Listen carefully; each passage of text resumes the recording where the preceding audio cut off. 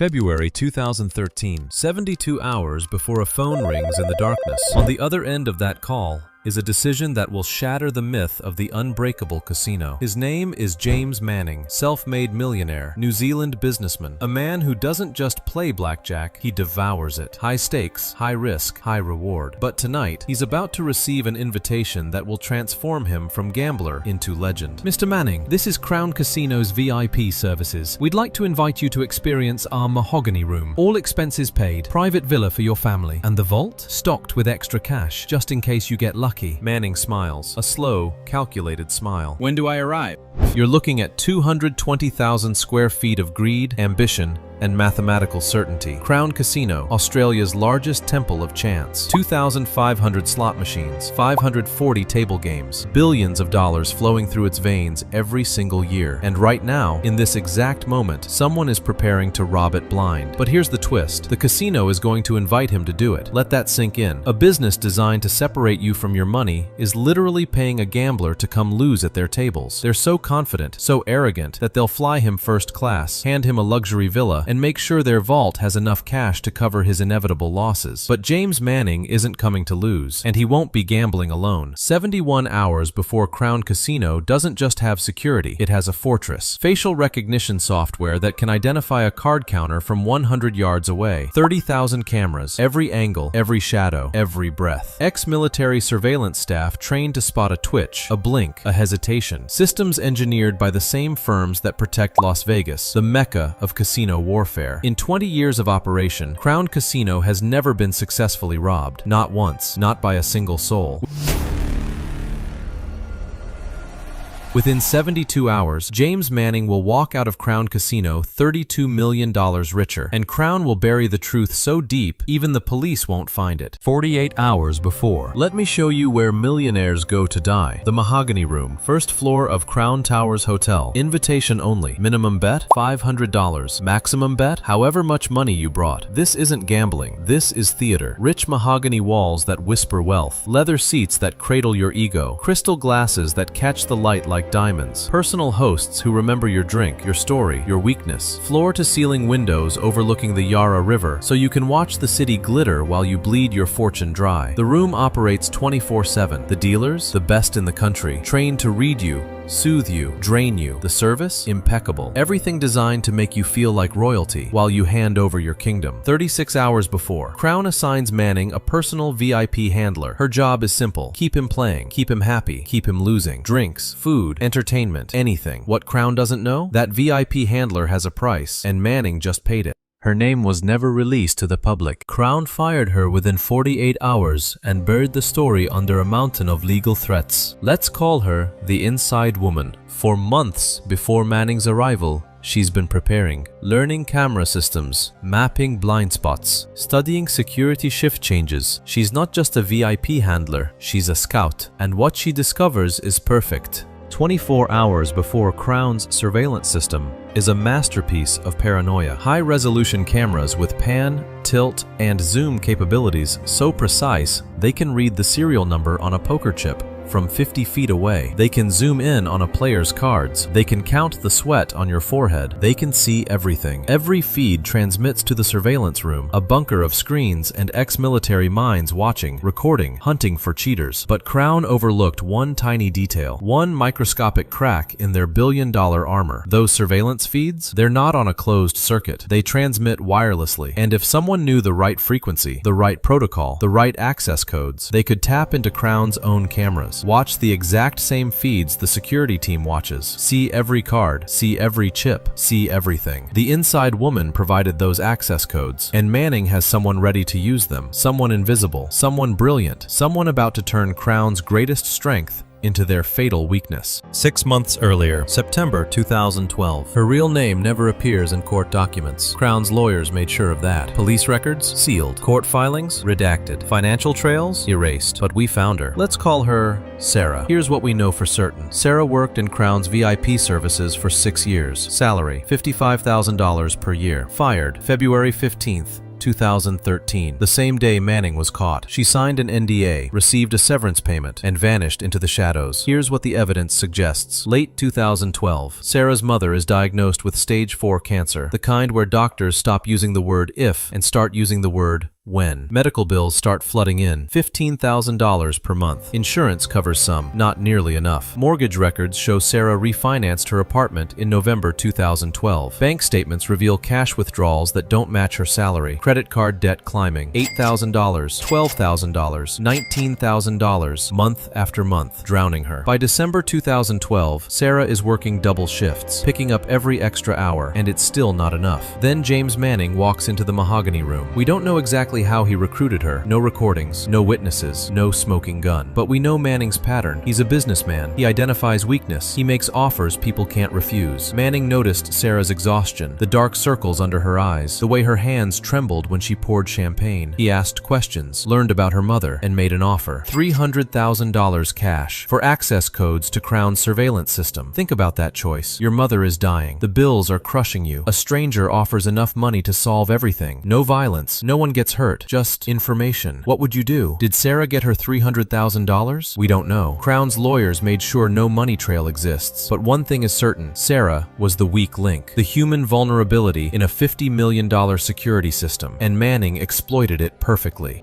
12 hours before, somewhere in Melbourne, police never identified the exact location. A man sits in front of multiple computer screens. He's young, probably early 20s, computer science background, excellent understanding of networking protocols. And right now, he's looking at live feeds from inside Crown Casino. Camera 247, mahogany room, blackjack table 3, crystal clear. Camera 248, overhead view, perfect angle on the dealer's cards. Camera 249, wide shot, entire table visible. The hacker can see everything Crown's own security team sees, but he has one advantage. Crown's security is looking for problems. The hacker is looking for profits. The plan. Step 1. Manning sits at blackjack table 3, mahogany room. Step 2. The hacker watches the security feed from outside the casino. Step 3. The hacker sees the dealer's hole card before Manning has to make decisions. Step 4. The hacker signals Manning through a hidden wireless earpiece. Step 5. Manning bets accordingly. In blackjack, if you know the dealer's cards, you have approximately a 95% advantage. You're not gambling anymore, you're following a script. But Manning faces the hardest part, winning $32 million without triggering alarms. Too many wins? Suspicious. Too consistent? Suspicious. He needs to look like the luckiest man alive, not the smartest. February 15th, 2013, 9:47 p.m. Manning sits down at blackjack table 3, orders a whiskey, neat, chats with the dealer about the weather, his kids, nothing, calm, charming, invisible. He's played thousands of hands in his life. Tonight looks like one more. He starts controlled, $50,000 to $100,000 bets, wins some, loses some, the usual rhythm of a high roller burning through money. For the first hour, everything looks ordinary, up $50,000, down $30,000, back to even, perfect camouflage. But in his right ear, barely visible, flesh-colored, the size of a grain of rice, a voice whispers, the hacker's voice, calm, calculated, delayed by a fraction of a second, watching the live camera feed, calculating every probability in real time. 10:23 p.m. Then the signal comes. Big bet, you've got the edge. Manning pushes forward $400,000 in chips. The dealer shows a 10. Manning draws 16. The nightmare hand. Hit and you'll probably bust. Stand and you'll probably lose. Stand, the voice says. Dealer busts. Manning stands. The dealer flips her hole card. 15. She hits. Draws a 10. Busts. Manning wins $400,000. The surveillance officer zooms in, reviews the hand frame by frame, but standing on 16 versus 10 isn't impossible. Lucky? Maybe. Illegal? Not yet. Manning shrugs, sips his drink, returns to controlled mid-range bets. This becomes his pattern. Controlled, controlled, controlled. Then one impossible win. Hours pass. The pattern hides in plain sight, but every flawless system carries a fault line, and at 2:30 a.m., that fault line almost destroys him. 2:34 a.m. By now,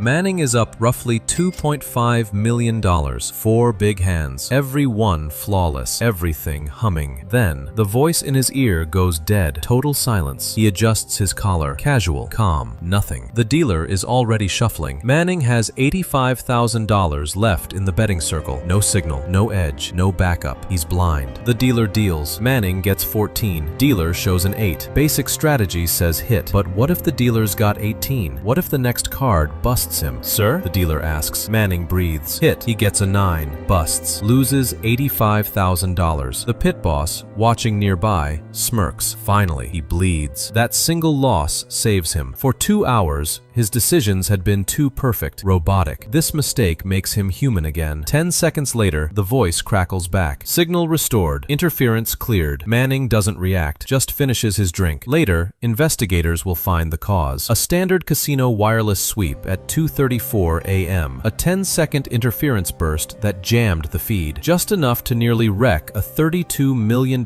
plan and accidentally make it bulletproof. Sometimes losing $85,000 is the smartest play you can make. 10:23 p.m. 7:47 a.m. Over 10 hours, Manning plays 347 total hands. 8 of them are extraordinary. Between them, he hides in plain sight, betting mid-range, joking with dealers, tipping staff. To the cameras, he's just another high roller riding a lucky streak. To the system behind the earbud, he's a precision instrument armed with perfect information. Hand 1, $400,000. Stands on 16 versus 10. Dealer busts. Wins $400,000. Hand 2, $380,000. Hits when he should stand. Perfect card. Wins $380,000. Hand 3, $425,000. Doubles down, risking $850,000. Dealer busts. Wins $850,000. Hand 4, $490,000. Splits 8s versus dealer's 10. Both hands win. Wins $980,000. Hand 5, $510,000. Stands on 13 versus 10. Never correct. Dealer busts. Wins $510,000. Hand 6, $460,000. Hits on 17. Unthinkable. Gets a 4. Dealer has 20. Wins $460,000. Hand 7, $440,000. Doubles down. $880,000 at risk. Perfect 10. Wins $880,000. Hand 8, $595,000. Doubles down again. $1,190,000 at risk. Dealer draws dead. Wins $1,190,000. Total from major hands, $5.65 million. But these weren't the real profit engines. Between those 8 headline wins, Manning plays 339 ordinary hands. Average bet, around $65,000. Unremarkable for a high-limit table. But knowing the dealer's hole card lifts his win rate from 50% to roughly 59 to 60%. A 12% effective edge after pushes and doubles. At that scale, a subtle 12% advantage becomes a silent machine. Over those 339 hands, that edge quietly generates approximately $26.4 million. Add the 8 perfect strikes, Manning walks away from Crown Casino with $32 million in verified winnings. 7:47 a.m. Officially, he's the luckiest man in Australian gambling history. Unofficially, the best cheater Crown has ever seen. 5:30 a.m. Surveillance Room A. Technician named Marcus is reviewing footage. He's been watching casino cameras for 11 years. He knows what normal luck looks like. This isn't it. Pull up table 3, last 8 hours. Show me every hand over $300,000. The footage compiles. Marcus watches once, twice, 3 times. He pulls up camera angles, reviews dealer procedures, checks for marked cards, watches for signals between players. Everything looks clean. Then he notices something strange. Manning keeps touching his right ear. Not constantly, just occasionally, like he's adjusting his glasses. But he's not wearing glasses. Marcus zooms in, frame by frame. There, just barely visible. A tiny, flesh-colored device in Manning's ear canal, smaller than a fingernail, almost invisible. An earpiece. Someone is feeding him information. But who and how? Marcus pulls up network logs. This is where it gets interesting. Someone accessed the surveillance cameras remotely during Manning's session. Not from inside the building, from outside. Someone hacked Crown's $50 million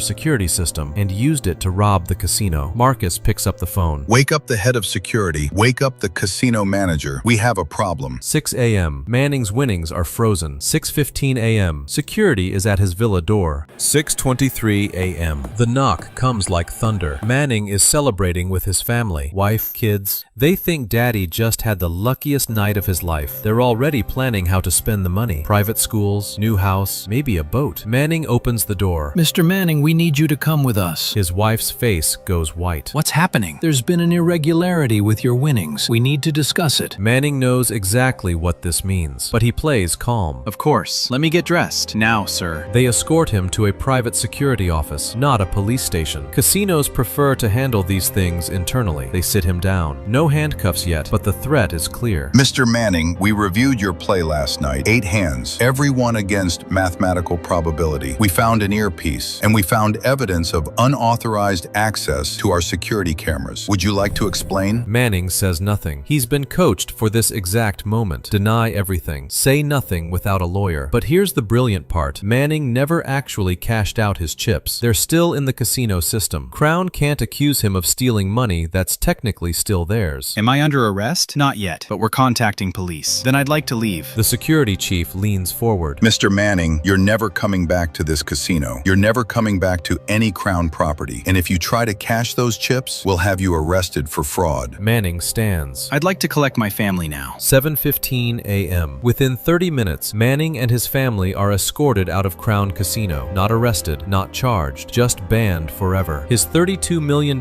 frozen in the system, technically unclaimed, technically still belonging to Crown. But here's what Crown doesn't want to admit. If they prosecute Manning, they have to admit their security system was compromised. They have to admit someone hacked into their cameras. They have to admit their impregnable security had a massive vulnerability. The bad publicity would cost more than $32 million. High rollers would stop coming. Investors would panic. Regulators would investigate. So Crown makes a decision that sounds insane. They cover it up. 10 a.m. same day. But wait, one more detail that makes the story perfect. February 15th. 2013, the morning Manning gets banned. He was supposed to star in a Crown Casino PR stunt. The Winston, the world's most expensive cocktail. Cognac from 1858, $12,500. Guinness World Record attempt. Press already assembled. Cameras ready. Manning was supposed to order it on camera. Celebrity gambler. Lucky winner. Crown's golden boy. But now, he's banned. Escorted off property. Gone. Crown can't cancel. Media is already there. Can't explain his absence. That raises questions. So they improvise. They beg another regular customer to order the $12,500 cocktail on camera. Pretend it was his idea. He agrees. Crown pays. Gets their Guinness World Record. Then quietly refunds his $12,500. Crown didn't actually sell the world's most expensive cocktail. They faked it to cover up a $32 million heist attempt. Years later. So here's the final question. The one that keeps investigators awake at night. If Manning never got the money, and the hacker was never caught, and the inside woman disappeared, who actually won? Maybe nobody won. Maybe everyone lost. Manning lost his reputation. Crown lost their invincibility. Sarah, if she even got her money, lost her soul. Or maybe, just maybe, that's the most perfect heist of all. The one where the money doesn't matter. Because the real prize was proving it could be done. Proving that even the most secure fortress has a human door. And someone, somewhere, always has the key.